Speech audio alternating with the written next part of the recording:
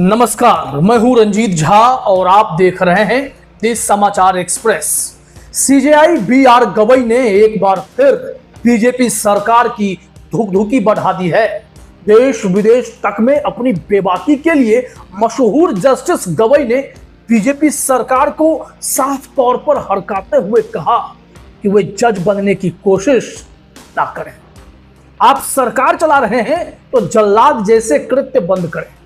यह देश कानून विहीन नहीं है। वैसे भी सीजेआई बी.आर. गवई संविधान की ताकत को बेहतरीन समझते हैं और इसकी रक्षा के लिए कठोर फैसले लेने के लिए जाने जाते रहे।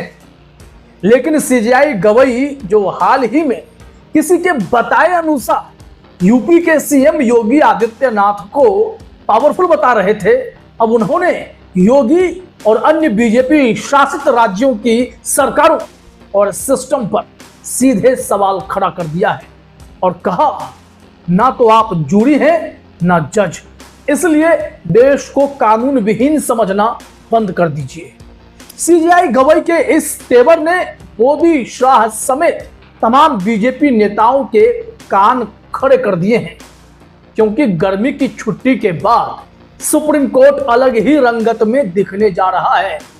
ऐसी फाइलें खुलने जा रही हैं जो सिस्टम के होश उड़ाने वाली हैं।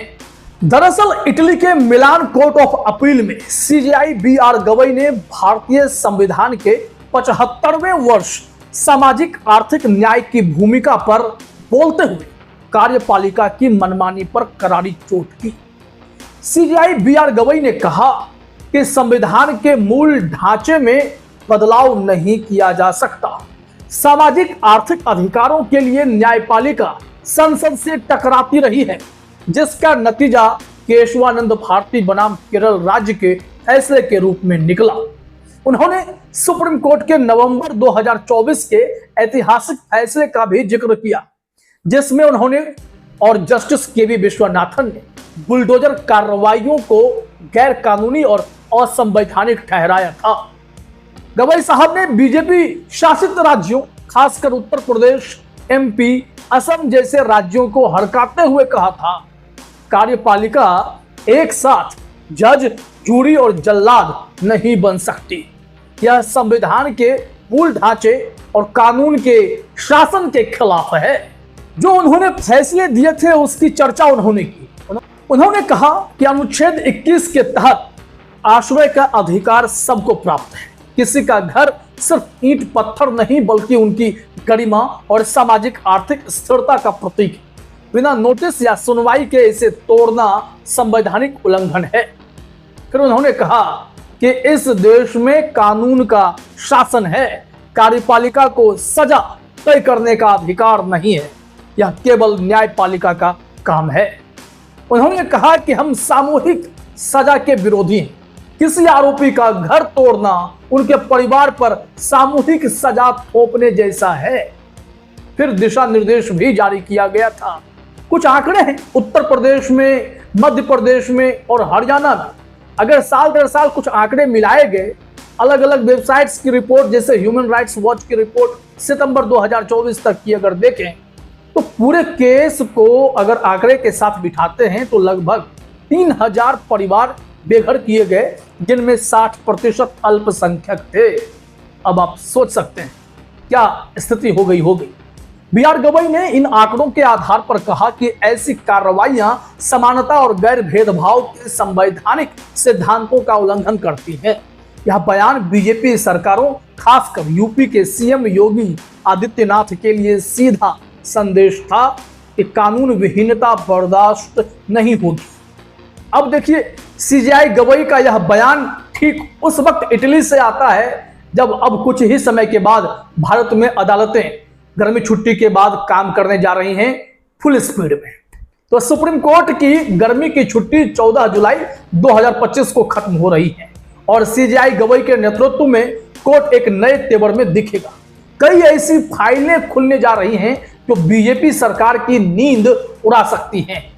तो आइए उन लंबित मामलों पर नजर डालें जो गवई साहब बेंच गठित करके या खुद सुनवाई कर सकते हैं या फिर फैसला दे सकते हैं। जैसे वक्फ अमेंडमेंट एक्ट है, यह अधिनियम धार्मिक स्वतंत्रता अनुच्छेद 26 का उल्लंघन करने के आरोप में चुनौती दी गई है।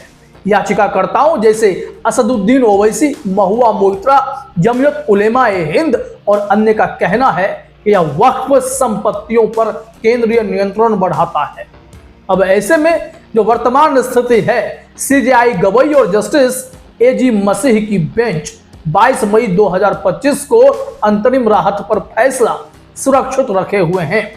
केंद्र ने आश्वासन दिया कि अंतिम निर्णय तक वक्फ संपत्तियों का डिनोटिफिकेशन या गैर मुस्लिमों की नियुक्ति नहीं होगी।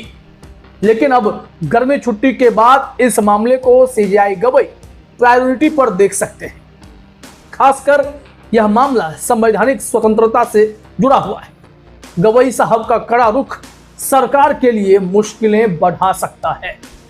अब देखिए, जो अगला इंपॉर्टेंट है, ईवीएम और वीवीपैट का मामला। कई याचिकाएं लंबित हैं जो ईवीएम की विश्वसनीयता और वीवीपैट सत्यापन की मांग करती हैं। फरवरी 2025 में सुप्रीम कोर्ट ने निर्वाचन आयोग से जवाब मांगा था और ईवीएम डेटा हटाने पर रोक लगाई थी। और अभी आप जानते हैं कि कई राज्यों के जो विधानसभा चुनाव हुए उसे भी चैलेंज किया गया है, जिसमें पूर्व विधायक करण सिंह दलाल जो हरियाणा से बिलोंग करते हैं, उनकी याचिका सहित कई मामले विचाराधीन हैं। अब ऐसे में संभावना यह है कि गवई साहब की बेंच निर्वाचन प्रक्रिया की पारदर्शिता पर सवाल उठा सकती है और जो सरकार की नीतियों पर सीधा असर डालने वाली है। ऐसे में चुनाव प्रक्रिया से ही जुड़ा हुआ एक मसला और है जो लंबित है, वो है चुनाव आयुक्तों की नियुक्ति में सीजेआई को क्यों बाहर कर दिया गया। यानी कि 2023 के अधिनियम को साफ तौर पर चुनौती दी गई है, क्योंकि यह माना जा रहा है कि सीजेआई को चुनाव आयुक्तों की नियुक्ति कमेटी से बाहर करने का फैसला पूरी तरीके से असंवैधानिक है। याचिकाएं जैसे डॉक्टर जया ठाकुर की लंबित है। इसके अलावा प्रशांत भूषण अलग इसकी लड़ाई लड़ रहे हैं एडीआर के जरिए। तो याचिकाएं जितनी भी हैं उस पर अब संभावना है कि यह मामला भी चूंकि निर्वाचन आयोग की स्वतंत्रता से जुड़ा है, तो गवई साहब का फैसला सरकार की नियुक्ति प्रक्रिया पर सवाल उठा सकता है। तो इस केस पे भी सबकी नजर टिकी हुई है और सरकार की धुकधुकी बढ़ रही है। वहीं पीएमएलए का भी मसला है, जिसे विजय मदन लाल चौधरी केस के नाम से जानते हैं। यह मामला क्या है कि 2022 के फैसले जिसमें पीएमएलए के प्रावधानों को बरकरार रखा गया था, उस पर समीक्षा याचिकाएं लंबित हैं।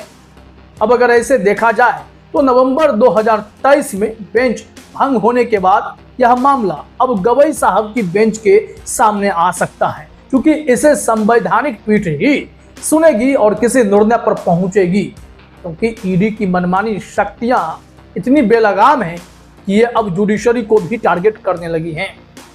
अब प्रवर्तन निदेशालय की शक्तियों पर सवाल उठाने से सरकार की कानून प्रवर्तन नीतियों पर भी असर पड़ सकता है।